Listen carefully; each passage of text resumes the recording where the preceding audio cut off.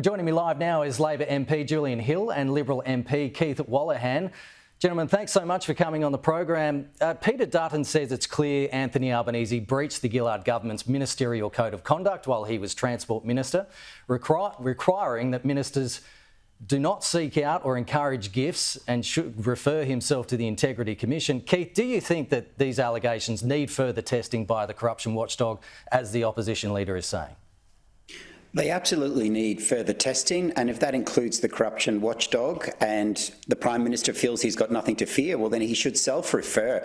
The National Anti-Corruption Commission is retrospective. It can look back as far as we want to go, and some of these go back over 25 years. So if the Prime Minister thinks he's done nothing wrong, well then let's refer. But there's something more important than that. At the last election, we had an integrity election. That was one of the top issues. It certainly was in my seat, it certainly was throughout Melbourne, and Julian would have seen that as well. And the Prime Minister held himself up as a person of high character and integrity, and there is now a cloud and a question over him. And that is because of the choices he has made. So he should make this one choice and have the National Anti-Corruption Commission look at it. Julian, 7 Labor ministers and assistant ministers were given Qantas upgrades after the government decided to stop Qatar from expanding into Australia, which experts believe would have brought down the cost of airfares. Economy to first class, some on international flights. That's not a good look, is it? Well, I mean, in relation to the Prime Minister, this stuff goes back exactly as Keith said, 20, 25 years. And gee, what an investigation. It's all been declared on the parliamentary register. Same as the propositions that you just put. I mean, what a great investigation. What a piece of investigative journalism to Google the parliamentary register and go, oh, look what's declared there. Correlation is not causation. It would make a really clear fundamental point. No one could accuse the government of being soft on Qantas with respect to industrial relations laws. They screamed from the rooftops when the government rightly passed laws forcing them to treat workers fairly, forcing them not to use sham outsourcing, forcing them to pay workers proper wages. And it looks like, and I'll be very careful with my words here, as a result of a recent court case, they may be facing a ginormous bill to compensate workers for illegal industrial relations practices. So, you know, I mean, see this for what it is. It's a chase, another chase for a cheap headline today, the proposition you put to Keith earlier.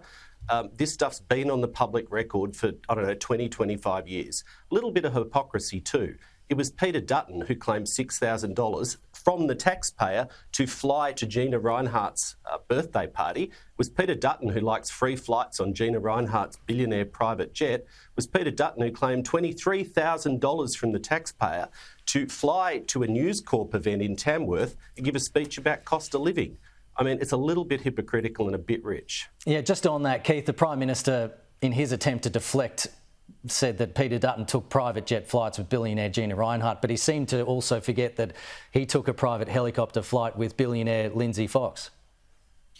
Well, here we are on the eve of a federal election, and we still have this government pretending like they're in opposition, where they get asked legitimate questions and they engage in whataboutism, and we've just heard that then. This relationship with Qantas isn't just a normal relationship. So let's remember the referendum that we just had, and we had a commercial airline cover their planes in one position. Even though many of their staff, many of their customers have an entirely opposite position. That wasn't normal. The relationship between the CEO of Qantas and the Prime Minister was not normal. To pick up the phone and personally request an upgrade is not business as usual, and it should be investigated, and it doesn't pass the pub test, and Julian knows that. Julian, your response? Nothing to say.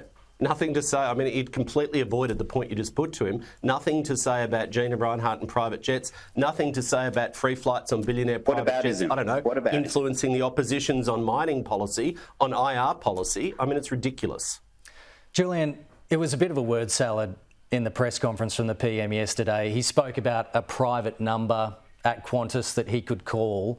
What can the Prime Minister do today to assure the public that everything is above board, because the opposition will probably make this an issue in question time next week? Well, I expect they will make it an issue in question time, because they don't want to talk about cost of living. They don't want to talk about inflation coming down. They don't want to talk about a tax cut for every taxpayer. They certainly don't want to talk about their dodgy, risky nuclear reactor fantasy and what the costings might be that they haven't released. Of course they'll make it an issue. As sure as night follows day.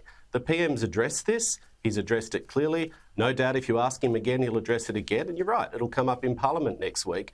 But it's really telling what they don't want to talk about. They voted against every cost of living policy. When I go door knocking, when I'm out on the streets, Australians want to know what the government is doing about cost of living, which is the number one concern, and inflation is coming down. Of course they don't want to talk about that.